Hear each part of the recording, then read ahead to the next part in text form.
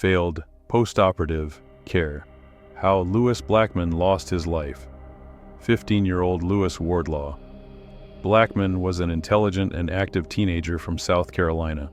Known for his vibrant personality and promising future, Louis was described by his family and friends as a bright student with a passion for learning and a love for life.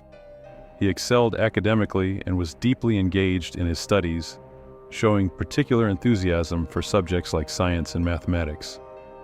Outside of school, Louis enjoyed reading and participating in various activities, embodying the spirit of a curious and well-rounded adolescent. However, Louis had been living with pectus excavatum, a congenital chest deformity where the breastbone is sunken into the chest. This condition, while not immediately life-threatening, caused him some physical discomfort and had potential long-term health implications. Pectus excavatum can affect respiratory function and heart performance, leading to symptoms such as shortness of breath, chest pain, and decreased stamina during physical activities. These symptoms, while manageable, can significantly impact the quality of life, prompting many individuals with the condition to seek corrective surgery. In November 2000, after careful consideration and consultation with medical professionals, Louis and his family decided to proceed with an elective surgery to correct the chest deformity. The decision was not taken lightly. It involved thorough discussions about the risks and benefits of the procedure. Louis's parents, driven by the desire to improve their son's quality of life and mitigate any future health risks associated with the deformity, decided that the surgery was the best course of action. The surgery was scheduled at the Medical University of South Carolina, MUSC, a reputed medical institution known for its expertise in handling such procedures. MUSC's reputation for excellence in surgical care and post-operative management provided the family with a sense of reassurance. The primary objective of the surgery was to improve Louis's quality of life by addressing the deformity and preventing any future health issues that might arise from it, such as compromised cardiac and respiratory function. The surgery itself was deemed a technical success. Louis emerged from the operating room with the expectation of a smooth recovery. He was placed under the care of the hospital's post-operative team, which included a mix of interns and junior residents. These young medical professionals were responsible for monitoring Louis's recovery, managing his pain, and addressing any complications that might arise. The initial post-operative period seemed promising, and Louis's family was hopeful that he would soon be on the path to full recovery. However, what unfolded over the next few days was a series of critical oversights and mismanagement that would ultimately lead to a tragic outcome. Within a day, his condition began to deteriorate. The first signs of trouble were subtle but critical. Louis started experiencing severe pain, which was not typical for the expected post-operative recovery from his type of surgery. This pain was different from the usual post-operative discomfort and indicated that something was amiss. His medical team decided to manage his pain with Toradol, ketorolac, a powerful non-steroidal anti-inflammatory drug, and said, Toradol is known for its effectiveness in managing pain, but it also has the potential to cause serious side effects such as gastrointestinal bleeding and kidney issues, especially when not properly monitored. Despite the administration of Toradol, Louis's pain grew more intense. His abdomen became visibly distended, a clear sign that something was seriously wrong internally. A distended abdomen can indicate various serious conditions, including internal bleeding or an obstruction. Along with the distended abdomen, Louis's skin turned pale, and he stopped producing urine, which are indicators of possible kidney failure or severe dehydration. These symptoms were severe red flags that should have prompted immediate and thorough medical evaluation, including imaging studies and blood tests to determine the cause of his worsening condition. Unfortunately, the medical team at MUSC, consisting primarily of interns and junior residents, misinterpreted these critical signs. They diagnosed Louis with ileus, a condition characterized by severe constipation caused by the epidural narcotics administered post-surgery. Ileus is a common post-operative complication where the intestines become sluggish and fail to move food or waste through the digestive tract. While this diagnosis was plausible given the context, It did not account for the severity of Lewis's symptoms, nor did it explain the extreme pain, distended abdomen, pale skin, and lack of urine output. This caused the medical team to focus on treating what they believed to be severe constipation, rather than investigating the possibility of more serious internal issues. As Lewis Blackman's condition continued to deteriorate, the response from the medical staff remained alarmingly inadequate.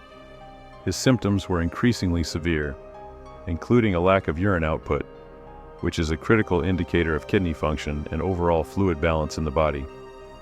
Despite these alarming signs, the inexperienced medical team failed to perform even the most basic diagnostic tests that could have revealed the underlying issue. One of the most significant failures was the management of Lewis's oxygen saturation levels. His oxygen saturation was consistently low, indicating that his body was not receiving enough oxygen. Instead of investigating the potential causes of this hypoxia, the medical staff decided to lower the alarm threshold on the pulse oximeter to 85%, dangerously below the standard safe level. This decision was made to prevent the alarm from waking Lewis, but it had the unintended consequence of allowing his critical hypoxia to go unchecked. Oxygen saturation is a vital sign that reflects how well oxygen is being delivered to the body, and such a low level should have prompted immediate intervention. The most glaring failure, however, was the lack of experienced oversight. Throughout Lewis's ordeal, no senior attending physician was called to assess his condition. The medical team, consisting mostly of interns and junior residents, was left to manage his care without adequate supervision. This lack of experienced oversight meant that critical signs and symptoms were not properly evaluated or acted upon. When Lewis's mother, Helen Haskell, expressed her concerns and requested the presence of an experienced doctor, her pleas were dismissed. The young medical staff assured her that Lewis's symptoms were consistent with severe constipation, ileus, caused by the epidural narcotics, failing to consider alternative, more severe diagnoses. On the third night after surgery, Lewis's condition reached a critical point. His abdomen was severely distended. He had not urinated in over 24 hours. His heart rate was dangerously high, and his oxygen saturation was critically low. These symptoms were indicative of a serious, life-threatening condition, yet the medical team continued to mismanage his care.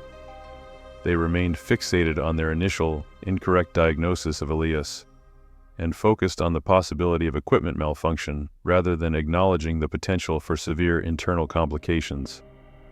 The team failed to perform necessary diagnostic tests, such as an abdominal ultrasound or a blood gas analysis, which could have identified the root cause of his symptoms.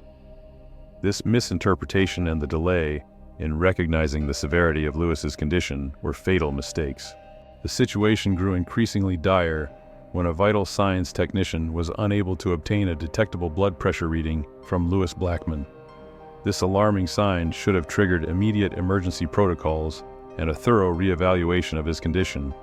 Instead, the response from the intern and nurses was to search for a functional blood pressure cuff.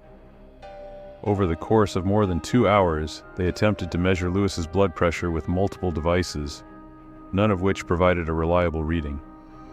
This prolonged period of inaction and failure to recognize the severity of the situation represented a critical lapse in medical care. Finally, a second-year resident arrived, and without proper verification, mistakenly declared that Lewis had a normal blood pressure. This incorrect assessment was a fatal error, as it delayed the necessary interventions that could have addressed Lewis's critical condition. The false sense of security provided by this misjudgment meant that Lewis's deteriorating state went unaddressed during a crucial window of time. Just over an hour later, Lewis went into cardiac arrest. The medical staff's response was frantic but ultimately ineffective. Despite their efforts to resuscitate him, Lewis succumbed to his condition. The immediate aftermath was chaotic and filled with a sense of disbelief and grief, as the realization of the missed opportunities and mismanagement began to sink in.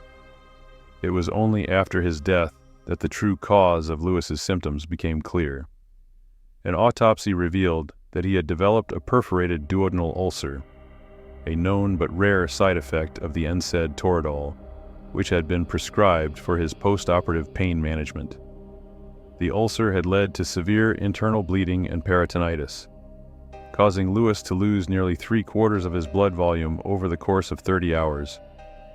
The revelation of the autopsy findings was devastating.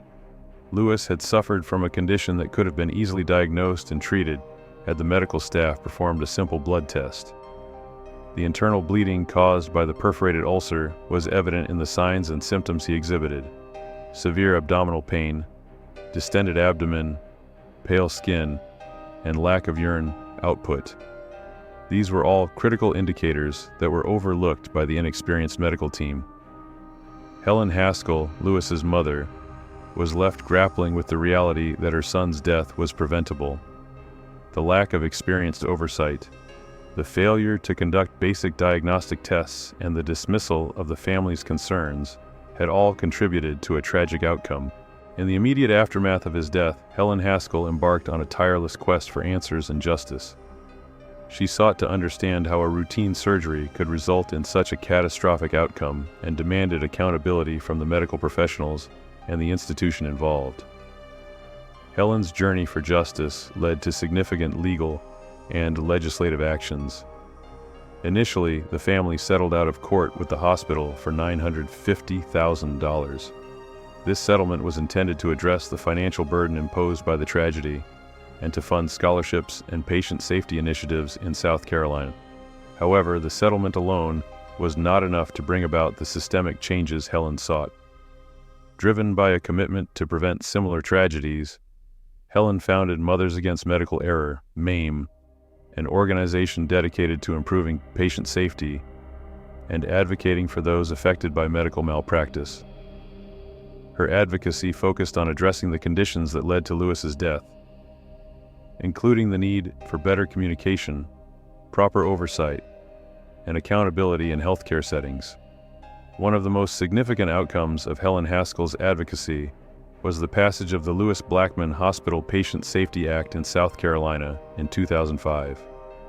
This landmark legislation aimed to improve patient safety by ensuring that patients and their families are informed about who is responsible for their care, and by mandating that hospitals have procedures in place for rapid response to patient emergencies. The act requires that patients are informed if their care team consists of interns or residents, and ensures that they have access to a senior physician if needed.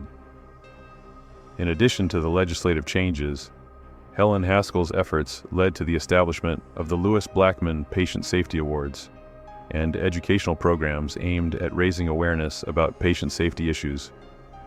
These initiatives are designed to honor those who have made significant contributions to improving patient safety and to educate healthcare professionals about the importance of vigilant, patient-centered care. Helen Haskell's advocacy extended beyond South Carolina. She became a national figure in the patient safety movement, working with various organizations and speaking at conferences to share Lewis's story and promote systemic changes in healthcare. Her work emphasized the need for transparency, proper training, and the empowerment of patients and families in the medical decision-making process. The tragic case of Lewis-Blackman serves as a powerful reminder of the critical importance of patient safety and the need for continuous improvement in healthcare practices.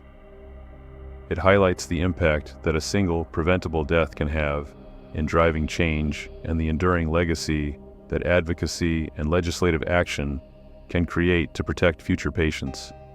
If you found this story impactful and want to stay informed about important issues like this, please subscribe to our channel and share this video with others. We'd love to hear your thoughts. Do you think hospitals should be more transparent about the experience level of their medical staff?